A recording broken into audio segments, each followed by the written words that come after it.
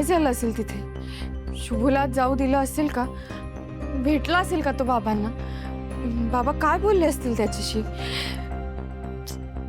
Sir तो बाबांना भेटला असेल तर अजून त्यांनी मला फोन करून कळवलं कसं नाही?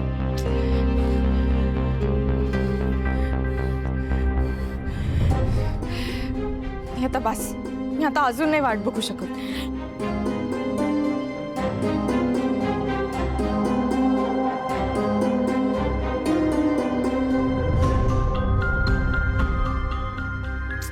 फोन का नाही उचलत आहे?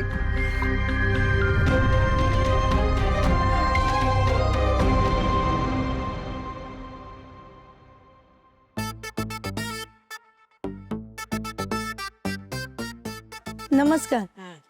ही माझी मुलगी. हिला केटीसी मेडिकल कॉलेजलाच ऍडमिशन पाहिजे. सीट्स फुल झाल्यात म्हणून सगळे नकार देत आहेत. खूप प्रयत्न केले हो. ओ बाई, काळजी करू नका. नाही काय लोकांना ज्या कामासाठी मिन्नतवारी करावी लागते ना, ते कामाच्या एका फोनवर होते. काय आपल्या राज्याचे शिक्षण मंत्री विश्वंभर राजशिर्के यांची मुलगी माझ्या मेवण्याची बायको आहे. मी थेट भाऊजी आहे ना तिचा. काय म्हणजे तुम्ही शिक्षण मंत्र्यांचे पाहुणे? विषय का खोटं वाटते होय तुम्हाला? नाही खोटं वाटते का? लोड घेऊ नका, दम धरा जरा.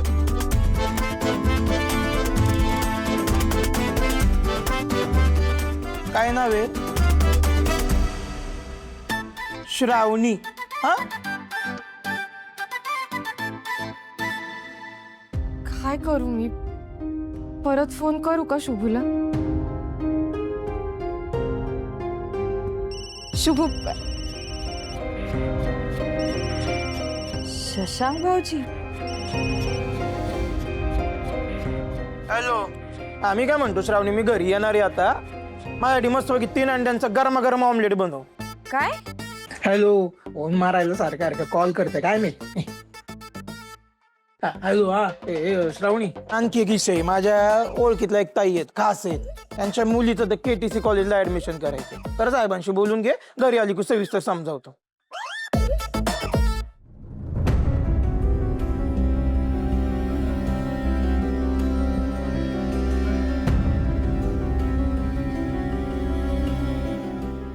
पाहिलं काय? डायरेक्ट मंत्र्याच्या पोरीलाच कॉल केला. बोला आता. साहेब खूप उपकार झाले. माझ्या मुलीचं भविष्य सावरलं. हो हो ताई, पाया कुठं पडतं? पाया नका पडू. फक्त 4 लाख द्या. हे काम करायचं असेल तर 4 लाख द्यावी लागतील. 4 लाख? 4 लाख काय 4 लाख? अहो, तुमच्या पुरीचं ऍडमिशन एवढ्या मोठ्या कॉलेजला करतोय, कष्ट घेतोय. माझं कमिशन नको का? तुम्ही एकदा शांतपणे विचार करा. पुरीच्या करिअरचा प्रश्न आहे.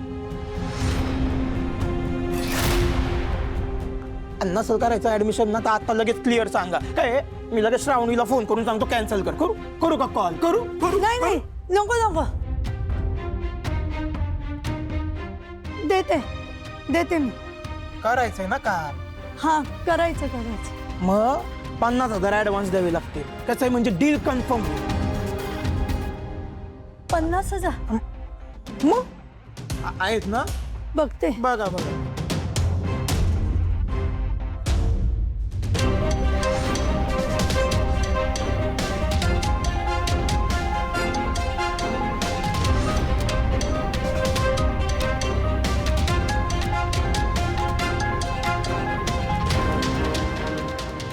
$50,000 ना?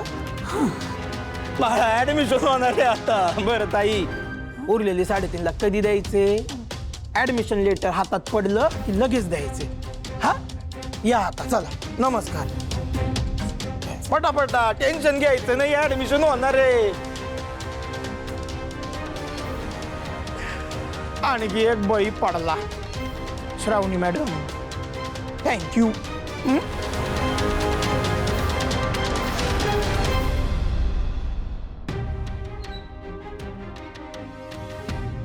शुभू,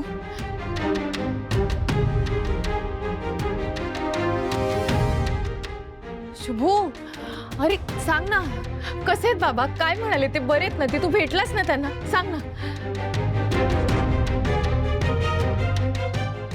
शुभू, शुभू बोल ना, मी काय विचारते, कसे आहेत बाबा, बोल ना.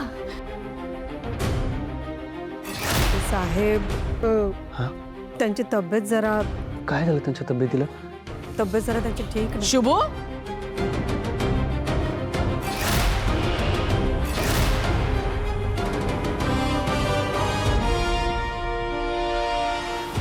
रावणीला फूस लावून तिच्याशी लग्न केलंस आणि आता विश्वंभरची तब्येत कशी आहे म्हणून त्याला बघायला आलायस. लाज नाही वाटत तुला? हा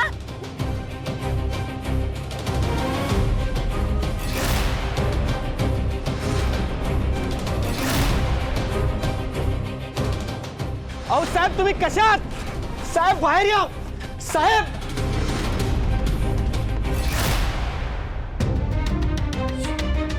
शुभू शुभू काय म्हणालास?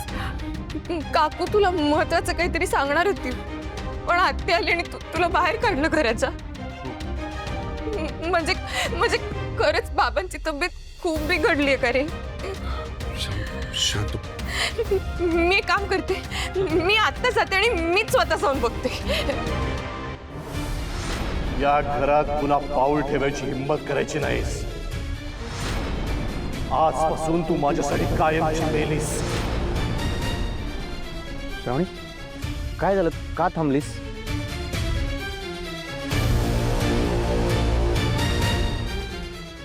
मी नाही जाऊ शकणार, ते मला नाही भेटणार.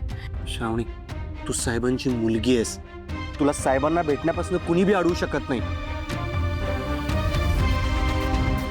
मला असं वाटतंय तू बंगल्यावर आता गेली पाहिजेस आणि साहेबांना भेटली पाहिजेस.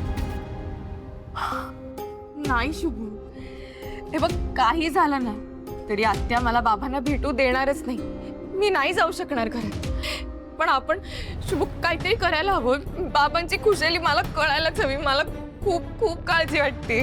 तू नको काळजी करू, आपण काहीतरी मार्ग काढूयात.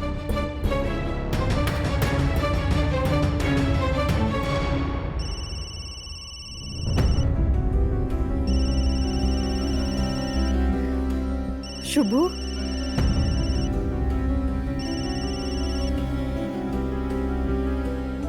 हॅलो शुभू, मला वाटलंच तू फोन करशील. काकू मी श्रावणी बोलते. काकू मला सांग ना, बाबा कसे आहेत ग? श्रावणी ते बाबा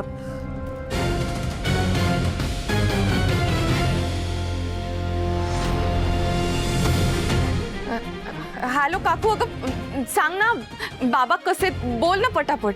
श्रावणी तू इथे फोन का केलायस? आत्या